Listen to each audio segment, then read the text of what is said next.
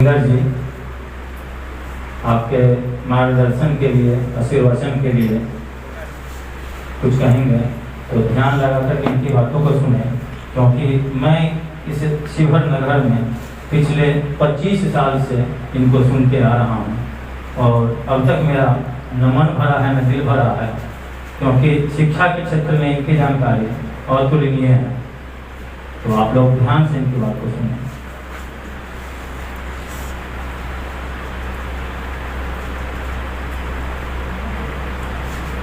शिवहर के परम पावन स्थल सत्यम स्टडी सेंटर के प्रांगण में आज एक महान आत्मा डॉक्टर भीमराव अम्बेडकर की जन्म जयंती मनाई जा रही है। साथ ही साथ यहाँ से उत्तीर्ण बच्चियों को एक छोटा सा सम्मान देने का भी कार्यक्रम है। आज इस मौके पर शिवहर के एक बहुत ही होनहार और मेधावी थाना प्रभारी ही नहीं बल्कि इस जिला के एक बहुत ही उज्जवल चरित्र के द्योतक और उनके सहयोगी पुलिस पदाधिकारीगण, सत्यम स्टडी सेंटर के व्यवस्थापक सोनू जी, शिक्षक वृंद, बच्चियां एवं बच्चों, बड़े ही हर्ष की बात है कि आज एक ऐसा मौका आया है इस महान स्वतंत्रता सेनानी और संविधानविद, संविधान के निर्माता के पावन जन्म उत्सव, जन्म जयंती के अवसर पर हम सब इकट्ठा होकर उनको भी याद कर रहे हैं। और आज एक और दिन है, वह है जैन धर्म के 24वें तीर्थंकर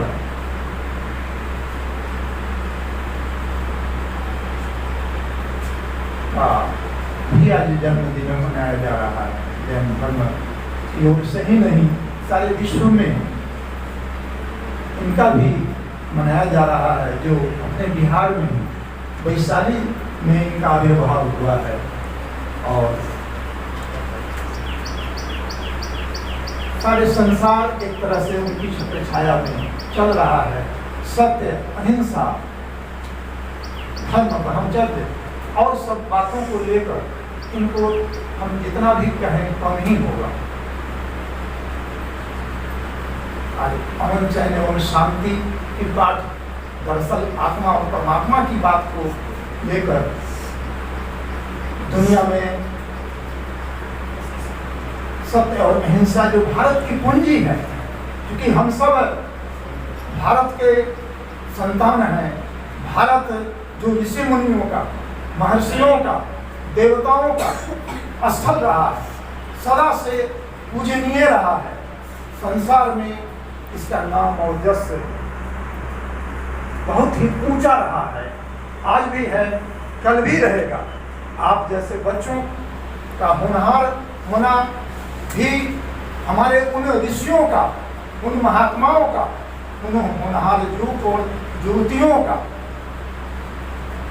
अच्छे शिक्षकों का, गुरु और माता पिता के संस्कार का परिणाम है कि आप लोगों का अच्छा से अच्छा मार्क्स आ रहा है।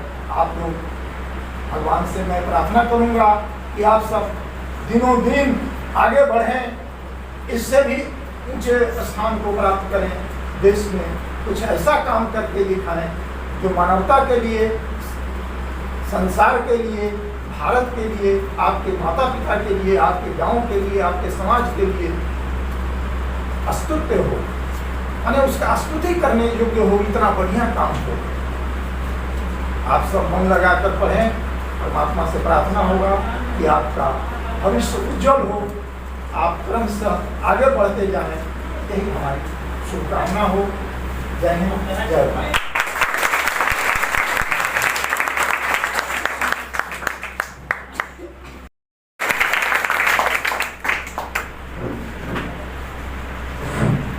बहुत बहुत धन्यवाद शून्य जी। आज इस सत्यम स्टडी सेंटर के संचालक शून्य जी और यहाँ बैठे हुए भाव बड़े बुजुर्ग जोगेंद्र बाबू, इस कोचिंग सेंटर के तमाम छात्र और छात्राएं, सभी को मैं अपने तरफ से, अपने शिवर पुलिस की तरफ से हार्दिक अभिनंदन करता हूं और आपके हौसले को सलाम करता हूं। आप जिस परिस्थिति में, जिन कठिनाइयों के दौर से गुजरते हुए आज इस मुकाम तक पहुंचे हैं, पढ़ाई आप लोग कर रहे हैं और इसमें देख रहा हूं कि हमारे बहुत से ऐसे छात्र हैं जो काफी अच्छे प्राप्तांक ला करके अपना नाम रोशन किए हैं। तो मैं आप सबों को भी हमारी शुभकामनाएं हैं। हम चाहेंगे कि आप सभी कड़ी मेहनत के साथ, पूरी ईमानदारी के साथ, आप अपने लगन के साथ पढ़ाई करें तो निश्चित रूप से जो अभी सबसे ज्यादा 465 अंक ला करके मनीष कुमार जी का नाम अभी तक दिखाई पड़ रहा है, तो हो सकता है इससे कहीं ऊपर आपका नाम होगा। और आप अगर दिल से चाह लें, पूरी ईमानदारी से लग जाएं, तो मैं दावा कर सकता हूं कि आप 100% में 100% भी प्राप्तांक लाने में सक्षम हो। दूसरी बात कहना चाहता हूं कि आज आप यहाँ बैठे हुए हैं, आप लोगों के मन में भी इस तरह का ख्याल आते होंगे कि हमें पढ़ने में बहुत कठिनाई है, सुविधाओं का अभाव है, हमें बड़े शहर में रहते तो ज्यादा अच्छा करते हैं। मैं आप लोगों को बताना चाहता हूं कि इस तरह का जो वहम है वो दिमाग से बिल्कुल निकाल देनी चाहिए, फिजूल की बात है। आए दिन आप रिजल्ट देख रहे हैं, जितना भी बिहार टॉप कर रहा है, चाहे आर्ट्स हो, साइंस हो, कॉमर्स हो, आप देखेंगे कि छोटे छोटे कस्बे का विद्यार्थी टॉप करता है। पटना में बड़े स्कूल में पढ़ने वाला विद्यार्थी टॉप की श्रेणी में नहीं आता है। इसलिए आप लोग के मन में यदि इस तरह की भावना जैसे ही उठता है, उसको वहीं निकाल के फेंक देना है और ये हौसला को बुलंद करना है कि हम भी निश्चित रूप से टॉप करेंगे और अपने माँ बाप का नाम, अपने शिवर का नाम, अपने शिक्षकों का नाम निश्चित रूप से रोशन करेंगे। और जैसे ही ये मन में ठानेंगे, संकल्प लेंगे, 100% आपकी सफलता आपके कदमों को चूमेगी। आज मेधा सम्मान समारोह का आयोजन आप लोगों के द्वारा किया गया है। आज एक ऐसी पुण्यतिथि है, बाबा भीमराव अंबेडकर की पुण्यतिथि, उनकी जन्म तिथि है। बाबा भीमराव अंबेडकर आज जो एक बेंच पर सब कोई बैठे हैं, सभी जाति, सभी धर्म, सभी संप्रदाय के बच्चे एक साथ बैठे हैं। बाबा भीमराव अंबेडकर जिस समय पढ़ते थे, उस समय उनकी जीवनी जब आप लोग पढ़े होंगे तो आपको पता होगा कि उनको कितनी कठिनाइयों के दौर से गुजरना पड़ता था। आज जो इतना बैठे हुए हैं, आज जो खुले आकाश में हम स्वतंत्रता की सांस ले रहे हैं, छुआछूत, अस्पृश्यता सब जो समाप्त हुआ है, आज वैसे महान पुरुष की जन्म तिथि के अवसर पर, वैसे मेधा पुरुष की जन्म तिथि के अवसर पर आपके द्वारा जो मेधा सम्मान समारोह का आयोजन किया गया है, इसके लिए भी मेरे तरफ से कोटि कोटि का धन्यवाद। मैं बहुत ज्यादा आप लोगों को कुछ नहीं कहना चाहता हूँ, मैं बस इतना ही कहना चाहता हूँ कि आप अपने मन में किसी भी तरह का शंका, दुविधा कि हम नहीं कर पाएंगे, ऐसा नहीं होगा, हम शिविर में हैं, हम छोटे कोचिंग में हैं, ये सब मन से निकाल देना है। शिक्षक आपको रटा नहीं सकते। शिक्षक का कर्तव्य एक गाइडलाइन देना है, करना तो आपको है, और जो करना है वो सारी चीजें आपके पास अवेलेबल है, तो फिर आप क्यों नहीं कर सकते? हर चीज आप कर सकते हैं, केवल इरादा बुलंद रखिए।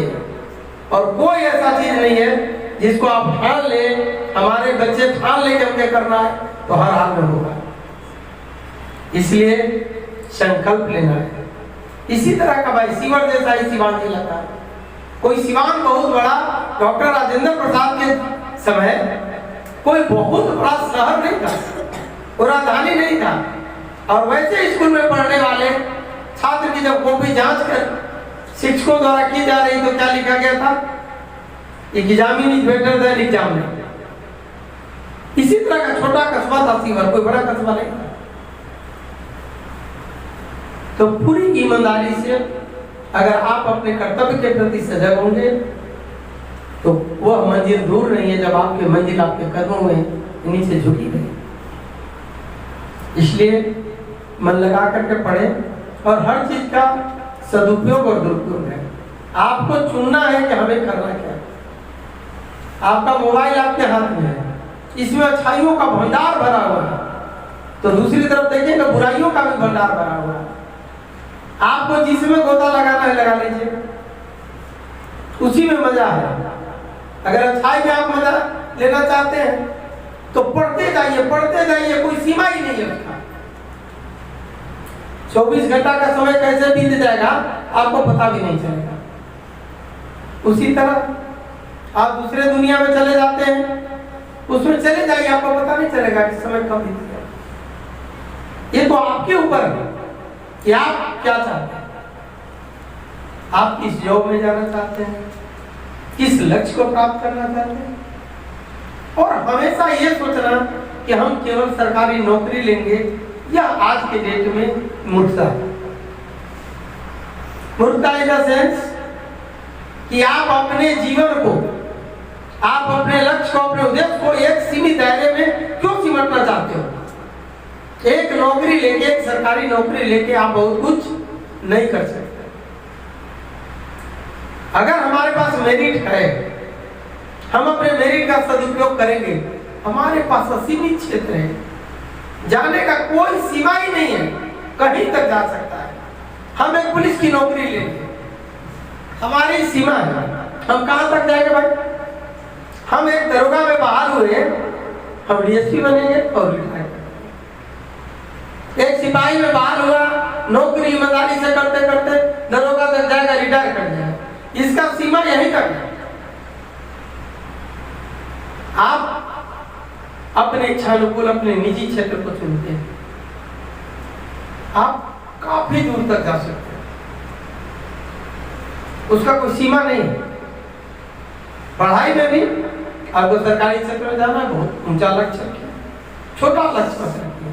जब बड़ा लक्ष्य रखिएगा, जैसे आम का सीजन है, अगर आम को हमको झाड़ना है, आम को हमको प्राप्त करना है, तो अगर हम लक्ष्य रखते हैं नीचे वाले आम पर, तो हमारा फेंका हुआ ईंट या झट्टा जो भी है, हो सकता है अगर उसको नहीं लगे तो दाव खाली होगा। लेकिन अगर लक्ष्य मेरा ऊपरी आम जो है, ऊपरी टहनी पर आम है, और उस आम को झाड़ने का मेरा इरादा है, और उस पर टारगेट करके अगर हम ये करते हैं, तो अगर वहां फेल भी होता है तो नीचे गिरते हुए दूसरे आम को गिराते हुए नीचे चलाता है, और हमको उद्देश्य की प्राप्ति होता है। तो मेरे नौजवान दोस्तों, टारगेट को छोटा मत करना, टारगेट को हमेशा बड़ा रखना, और जब तक बड़ा नहीं रखोगे तब तक टारगेट अचीव भी नहीं करोगे। तो यहाँ कठिनाई होगी पढ़ने में। पढ़ने एक वाव चीज है, बहुत वाव चीज है। तुमको नींद नहीं आ रहा है, पढ़ने लगो, नींद आ जाएगी, आता है ना। लेकिन जब उसी में आप इंटरेस्ट लीजिएगा, जब दिल से उसमें इंटरेस्ट लीजिएगा, तो नींद कहाँ जाती है पता भी नहीं चलता है। पता ही नहीं चलेगा कि कब रात बीत गया, कब क्या हुआ। लगेगा अभी तो कुछ यादें नहीं किए, अभी तो वो चीज पढ़ेगी नहीं, थोड़ा सा और पढ़ लेते हैं, दूसरा बुक निकाल लेते हैं। तो मन से भिड़िएगा तब। अगर मन से नहीं भिड़िएगा, ऊपरी आपर मन से पढ़िएगा, तब तो फिर नींद आती है, बहुत तेजी से नींद आती है। जहां पन्ना उल्टे एक पन्ना पढ़े नहीं कि नींद आ जाए, इसलिए इंटरेस्ट लगाइए। कहता है कि तंत्री नाद कवित रस सरस रास रतिरंग अन बूढ़े बूढ़े तीरे जे बूढ़े सब। हमारे कवि लिखे हैं, तो इसमें क्या करता है, इसका भावार्थ क्या है?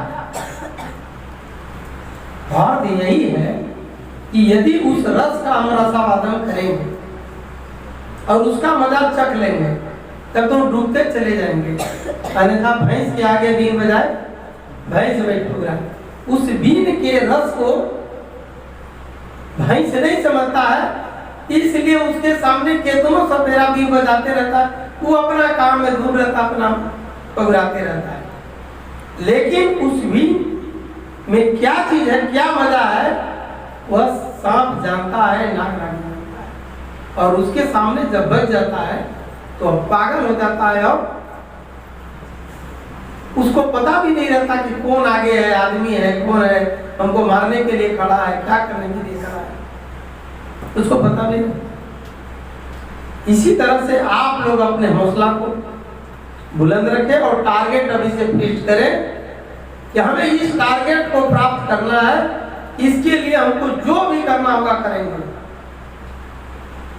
और जिस दिन इस संकल्प ले लीजिएगा, मेरा दावा है कि 100% आपको सफलता मिलेगी और वह मंजिल आपके कदमों में होगी। इन्हीं चंद शब्द के साथ अपनी वाणी को विराम देता हूँ।